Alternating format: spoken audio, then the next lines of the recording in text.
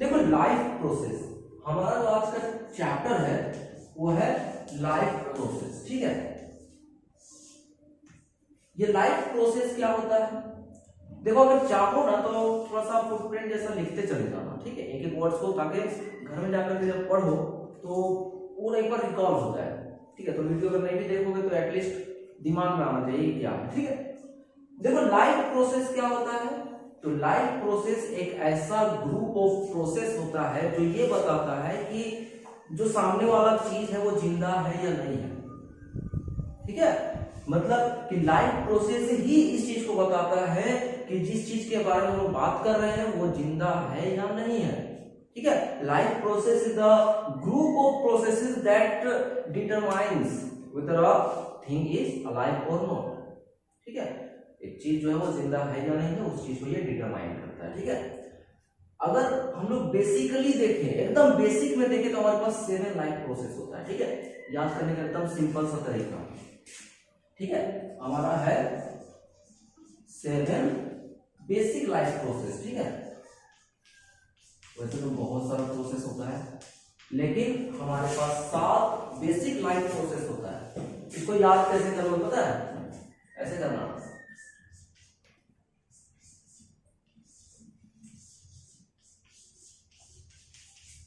नहीं पढ़ना, ठीक है, पूरा कोई बात नहीं। देखो मिसेस ग्रीन, यही नाम है, देखो मिसेस ग्रीन कैसे होता है, ठीक है। M फॉर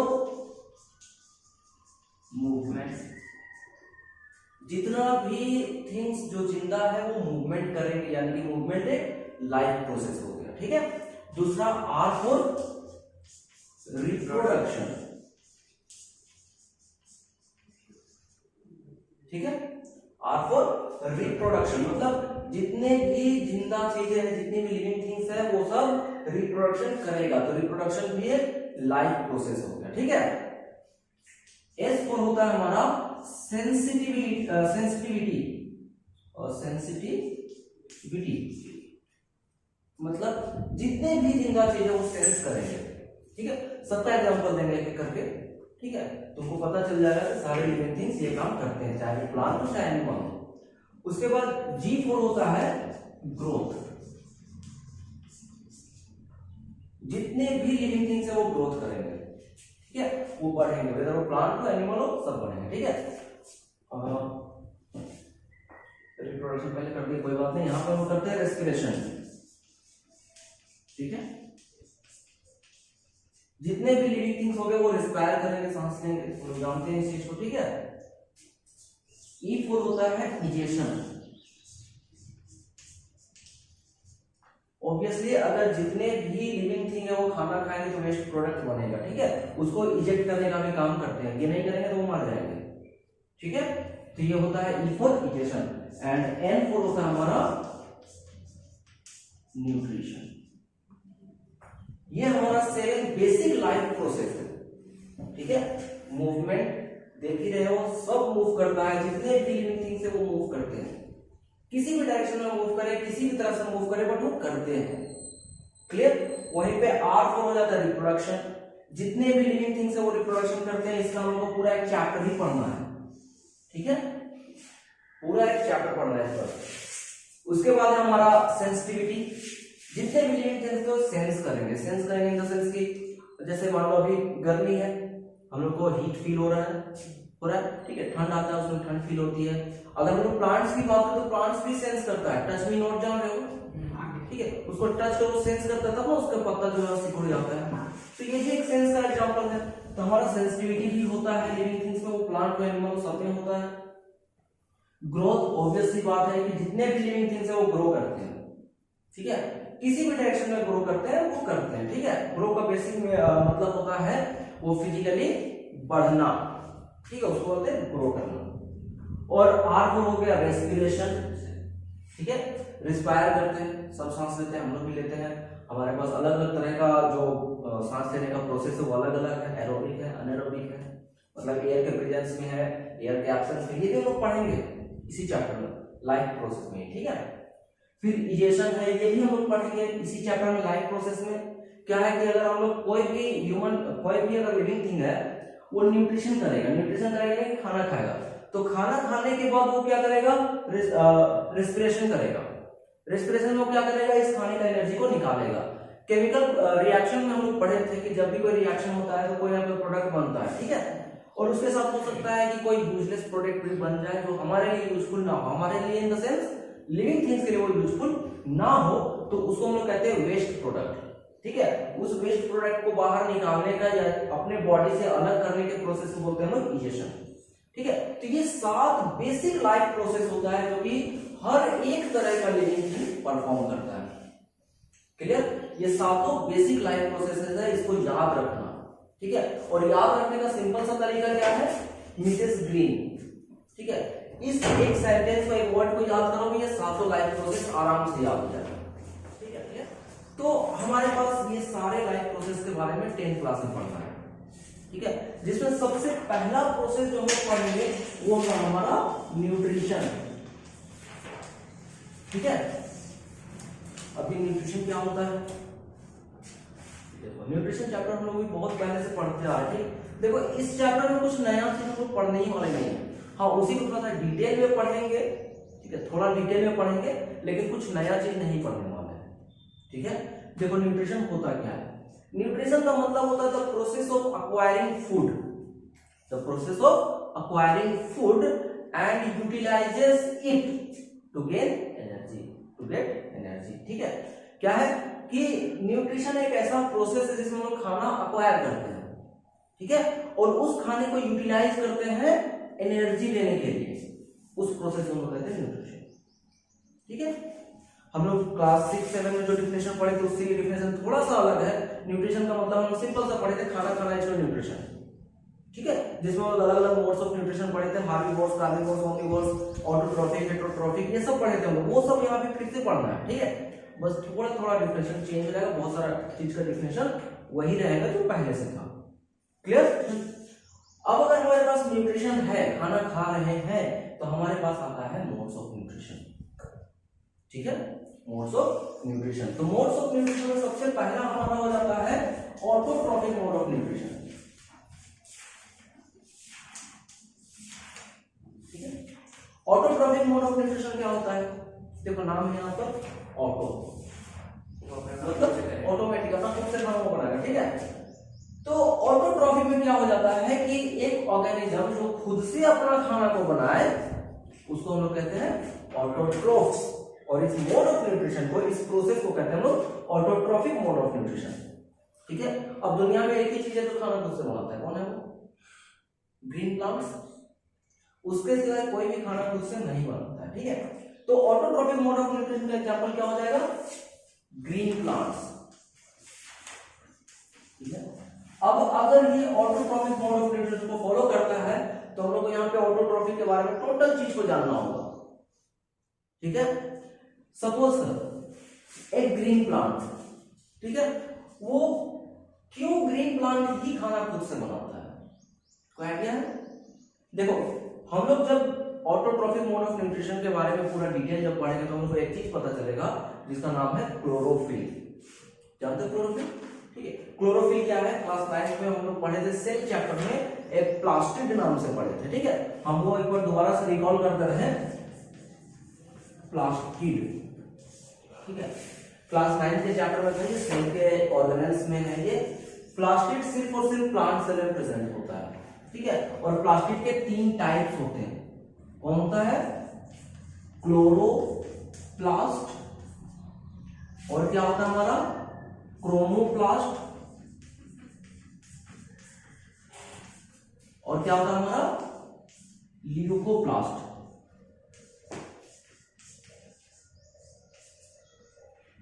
ये प्लास्टिड 3 तरह का होता है, ठीक है। और ये तीनों प्लास्टिड जो है वो प्लांट सेल में प्रेजेंट होता है, अलग अलग सेल, ठीक है। कुछ में ये प्रेजेंट होता है, कुछ में ये प्रेजेंट होता है, कुछ में ये प्रेजेंट होता है, ठीक है।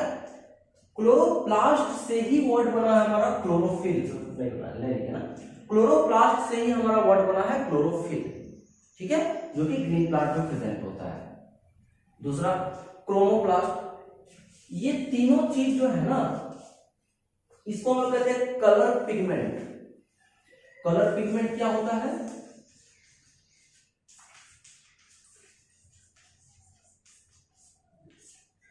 कलर पिगमेंट वो सब्सटेंस होता है, वो सेल का पार्ट होता है या सेल का ऑर्गेनेल होता है जो किसी भी ऑर्गेनिज्म के, सिंपली वो प्लांट में रहता है तो हम किसी भी प्लांट का ही नाम ले लेते हैं, जो किसी भी प्लांट के कलर के लिए रिस्पॉन्सिबल होता है।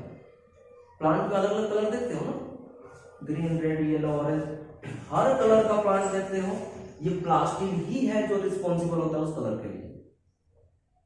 ठीक है, मतलब, और ये सिर्फ प्लांट सेल में होता है, इसे जो याद रखना। ठीक है, अगर ये ह्यूमन सेल में होता तो कुछ नहीं, अभी लड़ाई होता है हिंदू मुस्लिम के लिए, उस टाइम लड़ाई होता है कि अरे तुम ब्लू कलर का है, तुम येलो कलर का है, तुम रेड कलर का है, और फिर लड़ाई हो जाता। ठीक है, तो अच्छा है कि वो यहाँ पर हमारे पास नहीं। ठीक है, तो प्लास्टिक सिर्फ प्लांट सेल में होता है, ये 3 तरह का होता है। ठीक है, क्लोरोप्लास्ट ये ग्रीन कलर के लिए रिस्पॉन्सिबल होता है, यानी कि प्लांट के जिस पार्ट में क्लोरोप्लास्ट होगा वो पार्ट ग्रीन होगा, जिस पार्ट में क्रोमोप्लास्ट होगा वो नॉन ग्रीन होगा। नॉन ग्रीन कहने का मतलब ग्रीन छोड़कर सब, ग्रीन छोड़कर सब जितने फ्लावर देते हैं वो जो ग्रीन कलर को छोड़कर बाकी कलर में वहां पर क्रोमोप्लास्ट प्रेजेंट है। ठीक है, उसके बाद लियोकोप्लास्ट ये कलरलेस होता है, जिसका कोई, ये व्हाइट में होता है। ठीक है, तो वहीं से हमारा ये जो पार्ट है ना, यही चीज बनाता है हमारा क्लोरोफिल। क्लोरोफिल उल्टा लिखिए ना,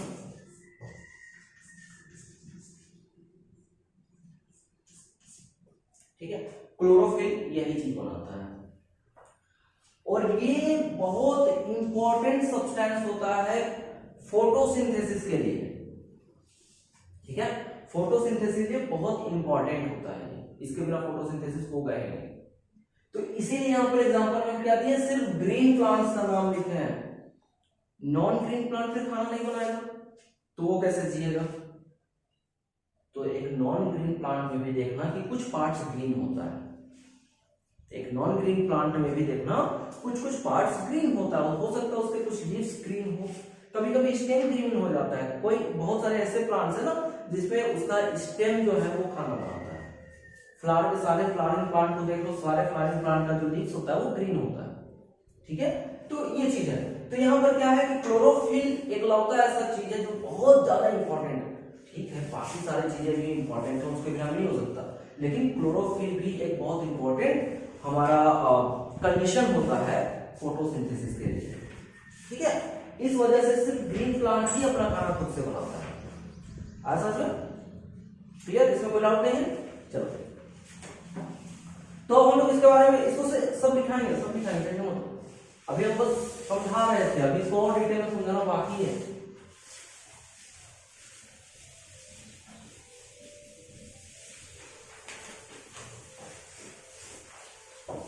चलो, हम लोग यहाँ पर देखते हैं ऑटोट्रॉफिक मोड ऑफ न्यूट्रिशन के बारे में। ठीक है, यानी कि ग्रीन प्लांट के बारे में। अब ग्रीन प्लांट जो है वो खाना खुद से बनाता है, तो हम लोग को एक बहुत इंपॉर्टेंट टॉपिक पढ़ना पड़ जाता है, फोटोसिंथेसिस। ठीक है, फोटोसिंथेसिस के बारे में पूछता है, what do you mean by photosynthesis. ठीक है, तो यहां पर हम लोग बात करते हैं फोटोसिंथेसिस की ही सिर्फ।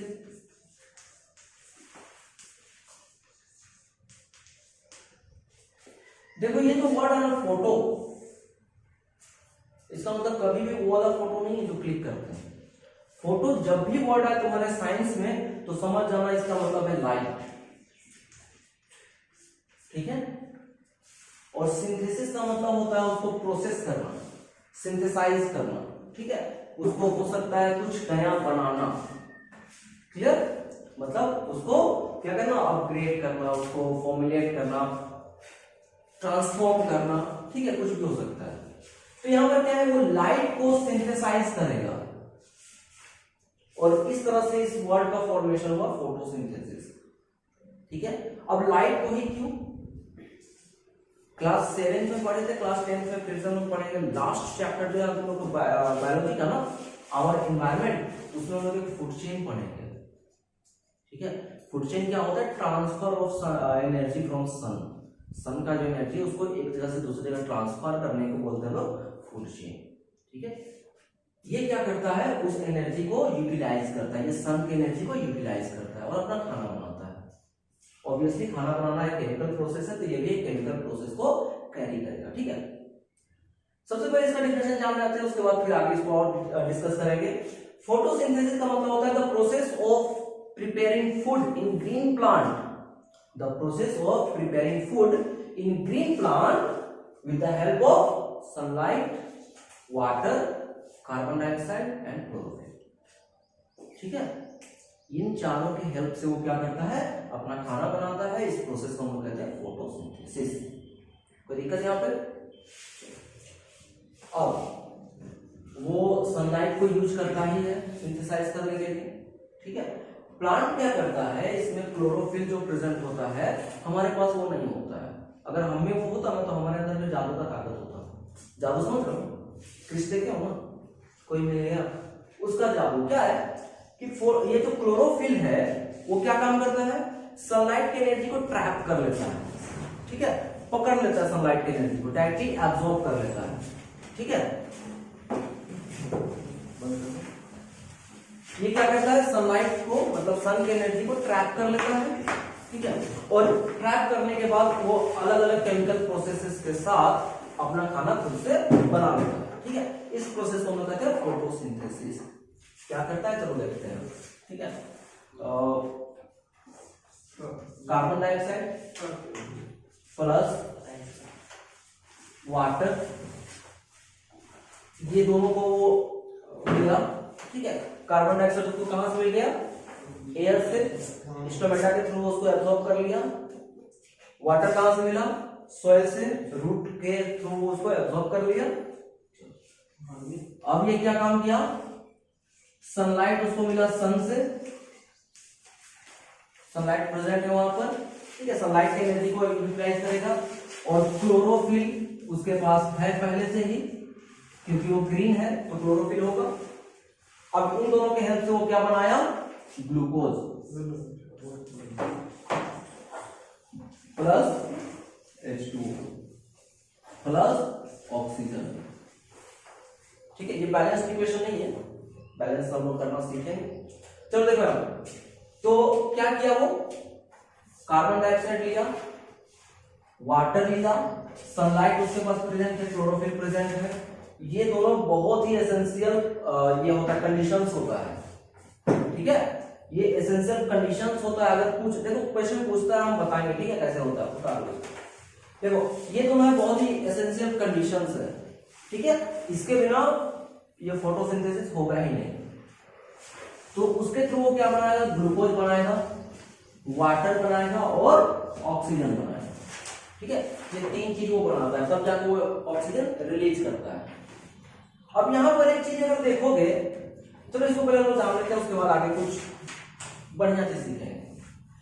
कभी कभी क्वेश्चन क्या बोलता है कि what do you mean by photosynthesis. अब फोटोसिंथेसिस से क्या समझते हैं, what are the raw materials for photosynthesis. Question पूछता है what are the raw materials of photosynthesis, या फिर what are the conditions required for photosynthesis. तो रॉ मटेरियल में ये दोनों हो जाएगा। ठीक है, अगर तुमको पूछे what are the raw materials of photosynthesis, तो कार्बन डाइऑक्साइड है, वाटर, क्योंकि इन्हीं पर रिएक्शन वो करवा रहा है, रिएक्टेंट वाला पार्ट है। उसके बाद ये दोनों जो है, ये हमारा कंडीशंस नेसेसरी फॉर फोटोसिंथेसिस। इन दोनों कंडीशंस के बिना फोटोसिंथेसिस होगा ही नहीं, इन दोनों रॉ मटेरियल्स के बिना फोटोसिंथेसिस होगा ही नहीं। ठीक है, तो यहां पर दो हमारा रॉ मटेरियल्स है। रॉ मटेरियल्स क्या होता है, जिनके हेल्प से हम लोग कुछ नया चीज बनाते हैं, उसको रॉ मटेरियल कहते हैं। ठीक है, और ये दोनों क्या है, हमारा कंडीशंस है। क्लियर, आज समझ में। चलो, तो ये हुआ हमारा रॉ मटेरियल, ये हुआ कंडीशंस।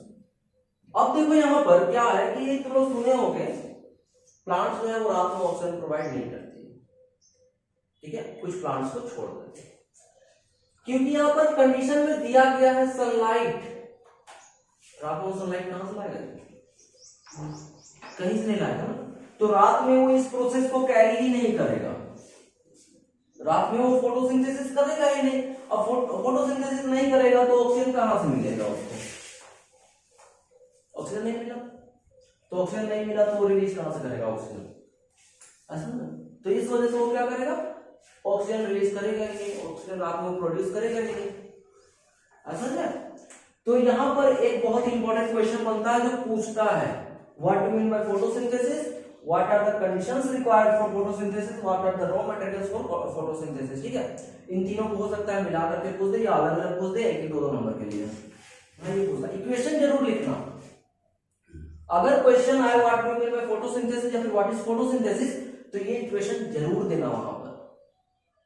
ठीक है, अगर इक्वेशन में फॉर्मूला याद नहीं हो तो एटलीस्ट ये जरूर लिखना carbon plus water gives glucose plus water plus oxygen. अगर फॉर्मूला याद नहीं हो तो वर्ड्स में भी लिखना, लेकिन इसको जरूर लिखना। ठीक है, ये तुम्हारे आंसर को मॉडिफाई करेगा। आसान में चलो, ये हो गया हमारा फोटोसिंथेसिस के बारे में। फोटोसिंथेसिस में एक और चीज होता है, what is the site of photosynthesis. अगर हम लोग यहाँ पे साइट की बात करें, ठीक है, फोटोसिंथेसिस का साइट क्या है तो लीफ। कहां पर खाना बनाता है वो, लीफ में। ठीक है, अब अगर वो लीफ में खाना बनाता है तो इस वजह से लीफ को हम लोग क्या कह सकते हैं, food factory. Leaf is also called food factory of the plant. क्यों, क्वेश्चन पूछेगा why leaf is also called food factory of a plant, तो यहां पर लिखेंगे because photosynthesis occurs in the leaf of the plant, so leaf is called food factory of the plant. एक line का answer है, 2 number में ही पूछता है। ठीक है, आया समझ में, क्लियर, इसमें कोई डाउट। अब हम लोग देखते हैं हेटेरोट्रॉफिक मोड ऑफ न्यूट्रिशन। ठीक है, हेटेरोट्रॉफिक में हमारे पास बहुत सारे मोड्स ऑफ न्यूट्रिशन हैं, तो चलो देखते हैं एक करके सबको देखेंगे। हेटेरोट्रॉफिक मोड ऑफ न्यूट्रिशन, देखो वहां पे था ऑटो मींस वो खुद से बनाएगा, तो यहाँ पे हेटेरो मींस ये खुद से नहीं बनाएगा बल्कि दूसरे पर डिपेंड होगा।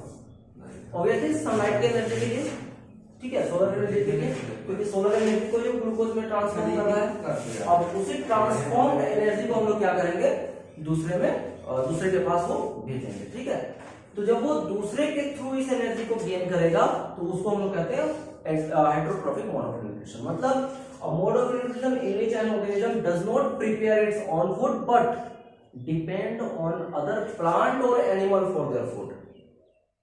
ठीक है, मतलब क्या है कि हेटेरोट्रॉफिक मोड ऑफ न्यूट्रिशन में एक ऑर्गेनिज्म अपना खाना खुद से नहीं बनाएगा बल्कि वो दूसरे पर डिपेंड होगा। ठीक है, वो या तो प्लांट हो सकता है या एनिमल हो सकता है। ठीक है, वो दूसरे पर डिपेंड होगा अपने फूड के लिए। ऐसे प्रोसेस को कहते हैं हेटेरोट्रॉफिक मोड ऑफ न्यूट्रिशन। ठीक है, हेटेरोट्रॉफिक मोड ऑफ न्यूट्रिशन में हमारे पास है हार्बीवोरस, ठीक है, कार्निवोरस, तो कार्निवोरस का देख सकते हैं। उसके बाद है हमारा ओमनीवोरस, आ रहा है समझ में, सब कुछ पहले का पढ़ा हुआ है, कनेक्ट कर पा रहे होगे। ठीक है, उसके बाद है हमारा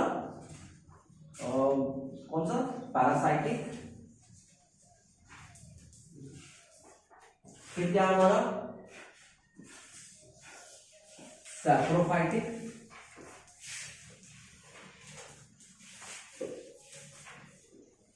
फिर क्या हमारा पैरासाइटिक सैप्रोफाइटिक, उसके बाद है हमारा होलोजोई ना।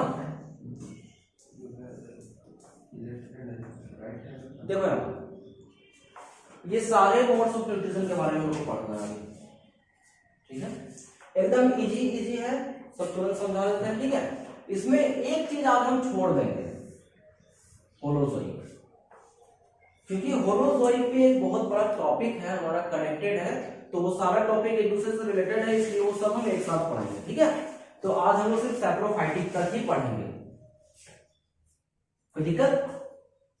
देखो यहां पर हार्बीवोरस, जान रहे हो हार्बीवोरस न्यूट्रिशन क्या होता है, जिसमें एक ऑर्गेनिज्म डायरेक्टली ग्रीन प्लांट्स को ही ईट करे और उसी से अपना खाना यूटिलाइज करे, अपना एनर्जी गेन करे, उसी को हम लोग कहते हैं herbivores mode of nutrition.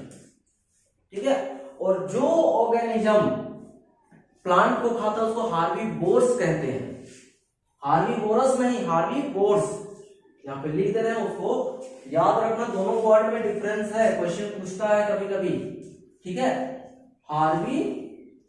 Herbivores, जो खाता है। हार्बीवोरस खाने के प्रोसेस को कहते हैं और हार्बीवोर्स जो खाता है उसको कहते हैं। क्लियर? तो एक ऑर्गेनिज्म अगर सिर्फ ग्रीन प्लांट्स को खाए तो उसको कहते हैं हम लोग हार्बीवोर्स, और इस प्रोसेस को कहेंगे हार्बीवोरस न्यूट्रिशन। ठीक है, ये भी हमारा एक हेटेरोट्रॉपिक मोड ऑफ न्यूट्रिशन है क्योंकि खाना खुद से नहीं बना रहा है। ठीक है, हार्बीवोरस में हमारे पास एग्जांपल देख लो, जैसे काऊ है, गोट है, एलिफेंट है, जिराफ है, डियर है, मंकी है, ये सब क्या है? हार्बीवोरस है। ठीक है, जो कि हार्बीवोरस न्यूट्रिशन को फॉलो करते हैं। क्लियर? वहीं पे हमारे पास है कार्निवोर्स। कार्निवोर्स एक ऐसा मोड ऑफ न्यूट्रिशन है जिसमें एक ऑर्गेनिज्म ग्रीन प्लांट्स को नहीं खाएगा, वो क्या करेगा?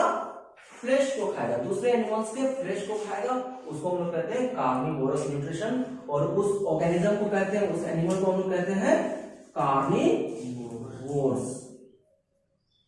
ठीक है, मतलब कार्निवोरस न्यूट्रिशन ऐसा न्यूट्रिशन जिसमें एक एनिमल जो है, एक ऑर्गेनिज्म जो है वो प्लांट को नहीं खाएगा, वो डायरेक्टली क्या करेगा? एनिमल के फ्लेश को खाएगा, और जो एनिमल के फ्लेश को खाने वाले एनिमल्स होंगे यानी कि फ्लेश ईटिंग एनिमल्स जो होंगे उनको हम कहेंगे कार्निवोर्स।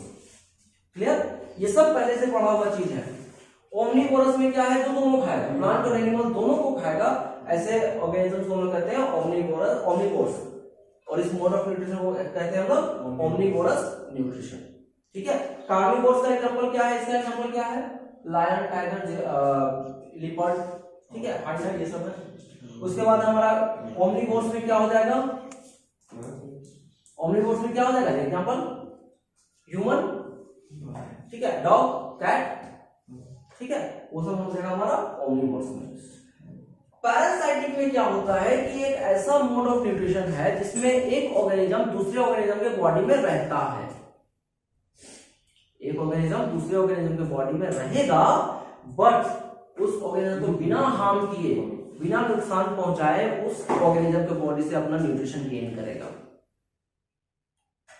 चलो देखो, एक ड्रॉ करते हैं। ठीक है, सपोज करो ये हमारा एक मेन प्लांट है। ठीक है, इस पर एक प्लांट ऐसे कभी कभी देखे होंगे, अलग से एक प्लांट है उस पर चिपका हुआ, बट क्या ये प्लांट उसको मार दिया? ये ओरिजिनल प्लांट जो है जिसको हम लोग कहते हैं होस्ट, क्या कहते हैं? होस्ट।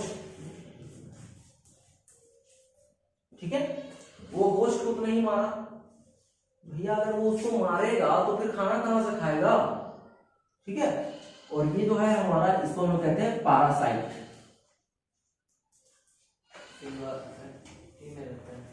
ठीक है, क्या बिल्कुल वो रहता है, उसको हम लोग कहते हैं कैस्कटा।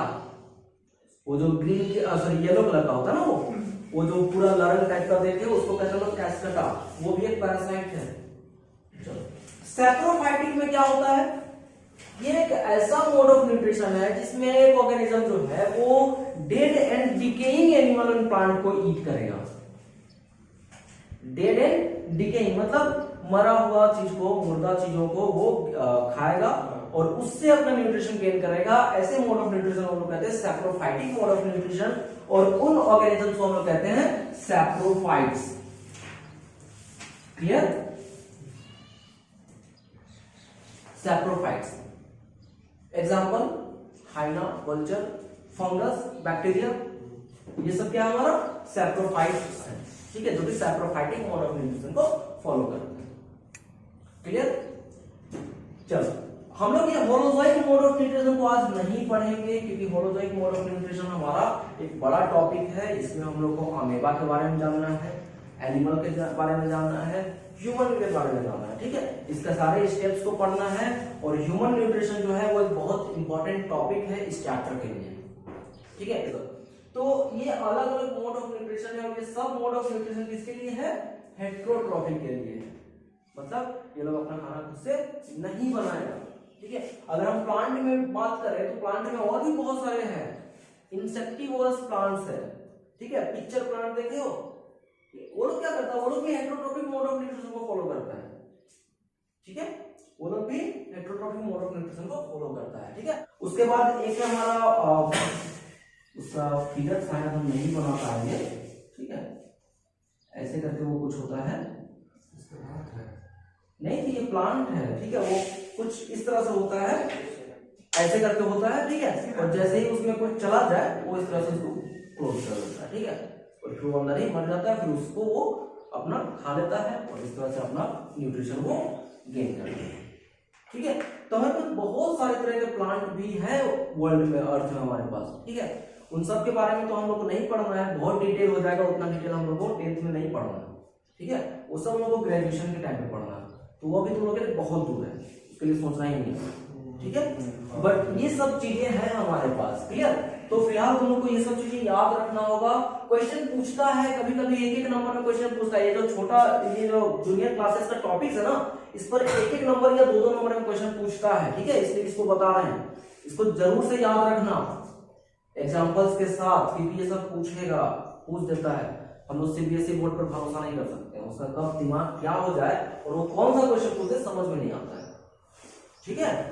तो इसलिए कभी कभी वो 10th क्लास से क्वेश्चन पूछ देगा, टॉपिक है ना हमारे पास, टॉपिक है हमारे पास 10th में, तो 7th क्लास में पूछ देगा क्वेश्चन, और जब पूछ देगा तो फिर आंसर करना दिक्कत हो जाएगा अगर वो 7th क्लास नहीं पढ़े तो। इसलिए जूनियर क्लासेस को पढ़ना जरूरी है, ठीक है। तो ये सब हम बता दिए, क्लियर। और ये सब है हमारे टॉपिक्स में, हमारे बुक में है ये सब, क्लियर। कोई डाउट इस पर, ठीक है। होलोजोई क्लास रहने देते हैं, होलोजोई को हम लोग नेक्स्ट क्लास में कल देखेंगे, ठीक है।